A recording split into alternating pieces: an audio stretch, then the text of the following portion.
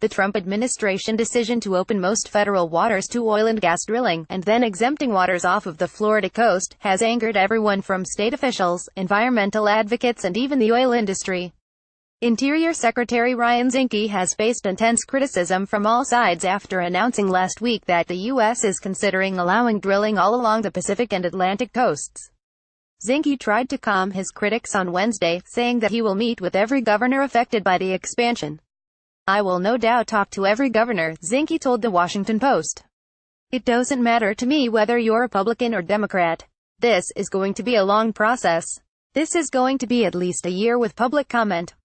We have to get it right. Look at the geology. Look at the science." His promise to keep an open mind came after he already sat down with Florida Gov.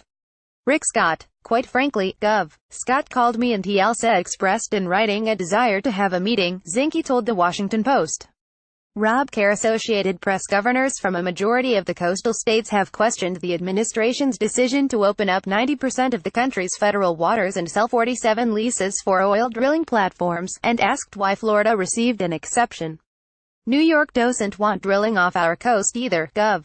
Cuomo tweeted, "Where do we sign up for a waiver?" Secretary Zinke. Cuomo released a statement later that referred to the reversal of Obama-era protections as another federal assault on our environment and our future.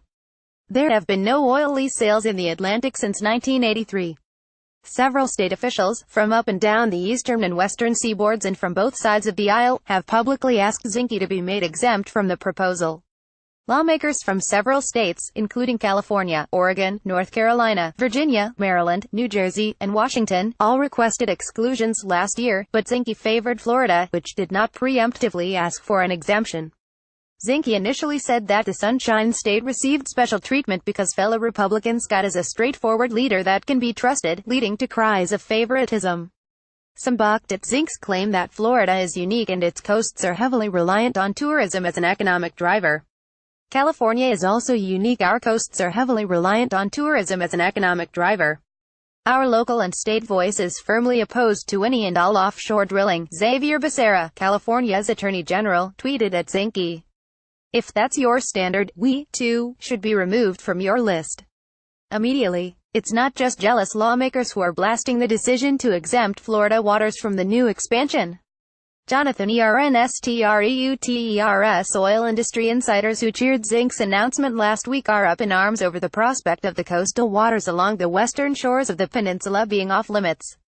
"The Gulf of Mexico is the backbone of our nation's offshore energy production, and restricting access to the eastern Gulf puts hundreds of thousands of jobs at risk across the country and along the Gulf Coast, particularly in Florida, Alabama, Louisiana, Texas, and Mississippi," American Petroleum Institute President and CEO Jack Gerard said in a statement.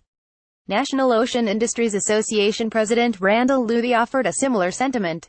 "Science and decades of experience show that oil and natural gas exploration and development is not only compatible but is complementary with tourism, fishing and enhancement of the Gulf of Mexico ecosystems," Luthi said. The Interior Department's draft proposal, which spans from 2019 to 2024, has not been finalized and is subject to a 60-day public comment period.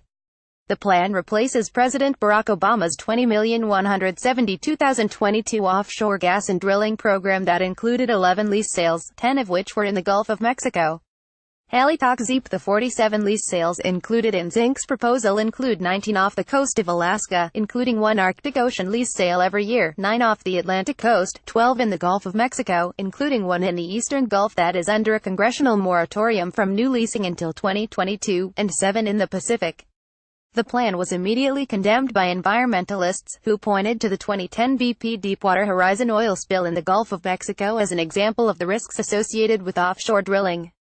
The 4.9 million barrel spill killed 11 people, caused billions of dollars in damage and led to stricter regulations on the industry, which are being rolled back by the Trump administration.